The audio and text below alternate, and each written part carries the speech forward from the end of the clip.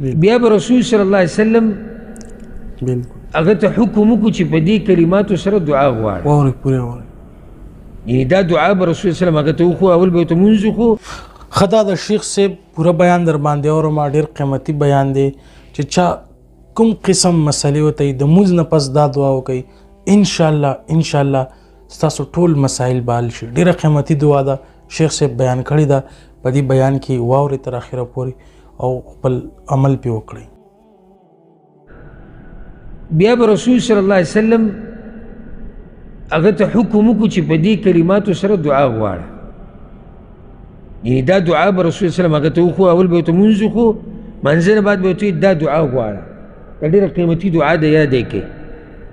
خیر د دنیا او د آخرت په دې کې پروت دی اللهم اغفر لي او داسې دعاګانې مخکې تېرې شوي دي اللهم اغفر لي یا الله ما ته بخښنه وکړه وارحمني په ما رحم وکړه واهدني ما ته هدایت وکړه وعافني ما ته عافیت راکړه یعنې د مصیبتونو نه د غمونو نه د مرضونو نه د خفګانونو نه مې وساته ورزقني او ما له رزق راکړه اوس د اکثرې دعاګانې چې موږ وایو که نه نو د دې وضاحتونه مخکې تیر شوي دي ځکه چې دا کتاب تقریبا په ختمېدو دی اوس ته ماته دا ووایه چې په دې دعا کې څه پاتې شو څه شی پکې پاتې دی که زه راته ذکر کړم که اوس یو سړی دا ووایي چې یاره ځوان سړی دی واده یې لا نشتي چیرې دې کې خو د واده ذکر نه دی راغلی کې ځوانانو باندې دا ټکی خلګي نو دې کې خو د الله نه واده نه دی غوښتلی چې یا الله ما ته واده وکړه شتي پکې بارک الله فیک یا الله ما له رزق راکړه رزق یوازې د خوراک ته نه وایي ګوره هر شی چې الله تعالی درکوي دا رزق دی چې کله یو انسان په نصیب الله یو بیبي او ښځه ورکوي دا هم څه دی دا به رزق دی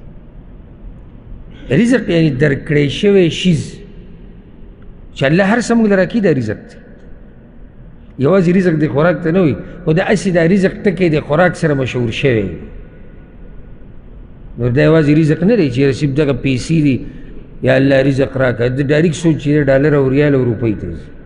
چې رزق یوازې دا دی دا بچي دا ښځه ښځې ته خاوند دا عزت دا روغ صحت دا مال دا خوراک دا هر څه په رزق کې دننه راځي نو دا پکې دننه راغی ښه دی پکې ونه وي چې یا الله ماله جنت راکړه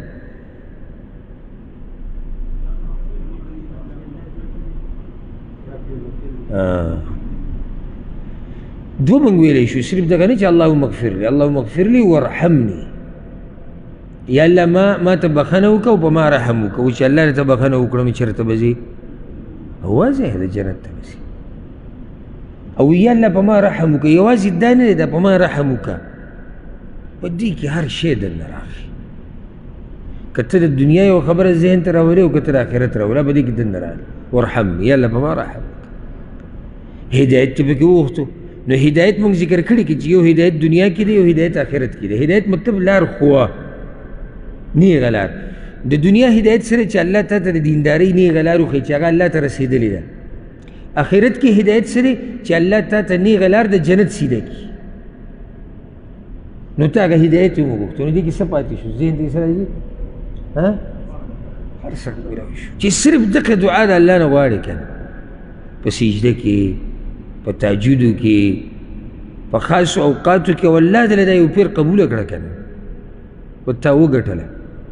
ګټه د دنیا دې په برخه شوه ګټه د آخرت دې په برخه شوه اللهم